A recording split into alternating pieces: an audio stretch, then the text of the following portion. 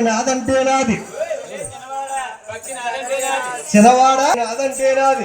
అలాగని శ్రీనివాసుని పద్మాదేవి చెయ్యగలుగుతాది. మాట కలిసి ఇదిగా శ్రీనివాసుని పద్మాదేవి కూడా అలా ప్రేమలో పడతారు పోయింది. ఎప్పుడైతే ప్రేమలో పడ్డారో ఇదిగా ఆ నాటకాలంలో శ్రీనివాసుని పద్మాదేవి ప్రేమలు సాగించారు. అయ్యే ప్రేమలో నాటకాలంలో నరలాకలు కూడా సాగుతున్నాయి. ఇదిగా శ్రీనివాసుడు అన్నాడు, నాయనా అయ్యా ఒలే చిన్నదానా, నీ దేవుడు ఏ పల్లె, నీ తల్లి తండ్రా? పద్మాదేవి అంటుంది, నా తండ్రి ఆకాశరాజు గారు, నా తల్లి పేరు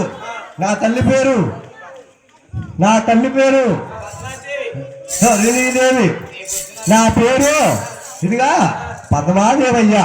అలాగన్నప్పటికీ ఇదిగా నాయన పద్మాదేవి అంట, నీ దేవుడు ఏ పల్లెయ్యా? అలాగన్నప్పటికీ శ్రీనివాసుడు అన్నాడు, ఇదిగా నా తండ్రి అయితే లేడు, తల్లి అయితే ఉన్నది, నా తల్లి పేరు వగలాదేవి.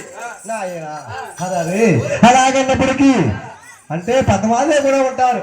7 దాసీగా అందరూ ఈ 7 కూడా చూశారు. ఇదిగా వీడెవడో నల్లగా ఉన్నాడు, నామాలు పెట్టుకున్నాడు, పక్కన మధ్య చుక్కలు పెట్టుకుని వచ్చాడు.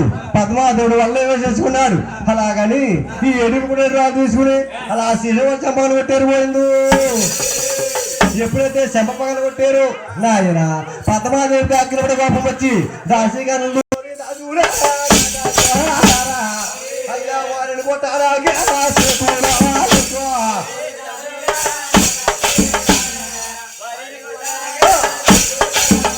అయ్యో దాసీగంతులారా, వారు చూస్తే సూర్యచంద్రులాగా ఉన్నారు.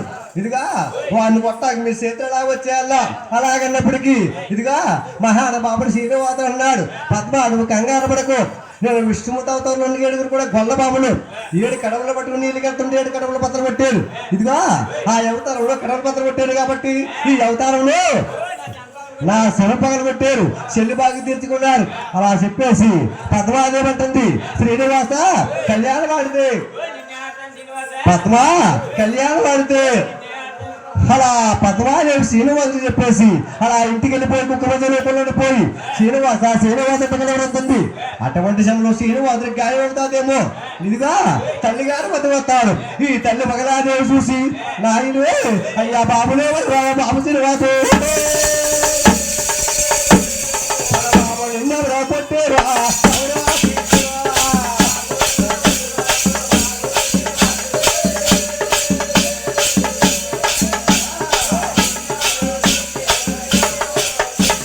బాబు శ్రీనివాస నిన్నెవరు కొట్టారు కొడుగా? నిన్నెవరు తిట్టారయ్యా?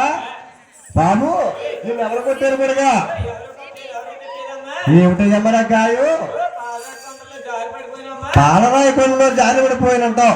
ఇదిగా మహానుభావుడు శ్రీనివాసుడు అన్నాడు, అమ్మా ఆ కనిపించే మిత్రుల బేరెవరి అమ్మ? బాబు ఆ కనిపించే మిత్రుల బేరెవరి అంటావా? ఆకాశరాజు గారు బాబు. ఇదిగా అంటే శ్రీనివాసుడు అన్నాడు, అమ్మా ఇదిగా మేడలో ఉన్న ముద్దులు ఉమ్మవరమ్మా. ఇదిగా ఆకాశరాజు ముద్దులు పద్మాదేవయ్యా. నాయన శ్రీనివాసుడు అన్నాడు, అమ్మా తల్లి ఆ పద్మాదేవుడిచ్చి నాకు కళ్యాణం చెయ్యాలమ్మా. అలాగన్నప్పటికీ ఒకలాదేవి అంటుంది, బాబు అయ్యా వారికి చూపేరే మిత్రులు రాలే మనకి చూసే కొడుగా.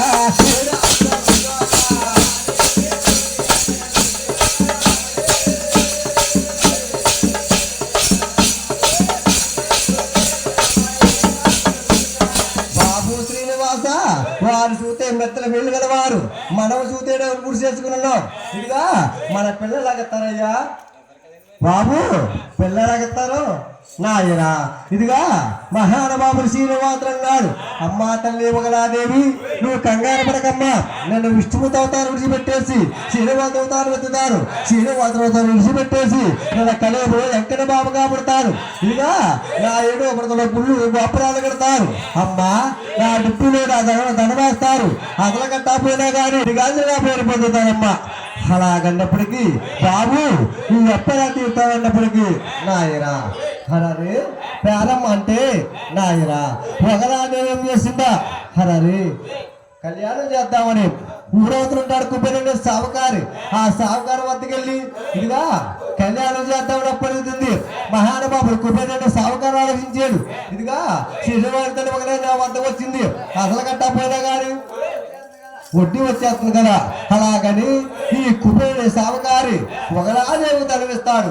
ఈ ధనం పట్టుకుని నాయన ఆకాశం నుంచి వెళ్తా ఉంటాడు. అటువంటి సమయంలో శ్రీనివాసరావు ఆలోచించాడు. ఇదిగా నా తల్లి ఒకలాదేవికి చెప్పాను అంటే ఏం చేసేద్దాను, నా తల్లి కంటే ముందు నా భార్యని కలిసిపోవాలి. అలాగని మహానుభావుడు ఏం చేస్తున్నా ఊరవుతుంటది మాయిపోయేది. పోనీ ఆడవారు దిగితే మగవారు దిగితే అలా శ్రీనివాసుని ఎప్పుడైతే కోనేలో దిగాడు ఒక స్త్రీగా మాట్లాడిపోయింది. నాయన ఎదురు అవతారం ఎత్తాడు, చక్కగా పుట్టదారు చేయాలి. మహానుభావుడు ఏం చేస్తాడా మరి బాబు అవతారం నాది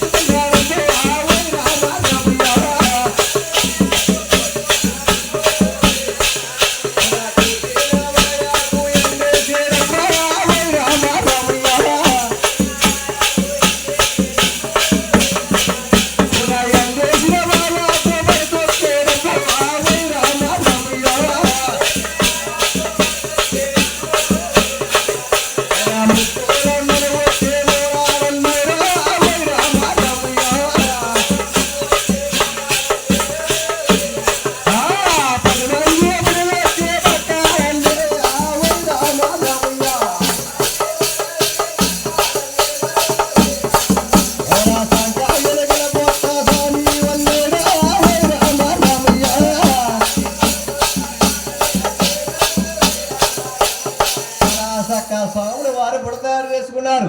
ఇదిగా బుట్టలో పిల్లవాడు కావాలితే ఎవరిని అడిగితే ఎవరిస్తారని నారదాముడు పిలిచి ఇదిగా మహానుభావుడు అంటే చక్కగా పశుపాలనగా చేసుకుని 12 రోజులు పశుపాలనగా చేసి ఇదిగా నారదాముని మహానుభావుడు బుట్టలో పెట్టుకుని చేతులు చేతిలో బెత్తం పెట్టుకుని అలా రాజవాళ్ళ మీద ఎదురు పోయింది.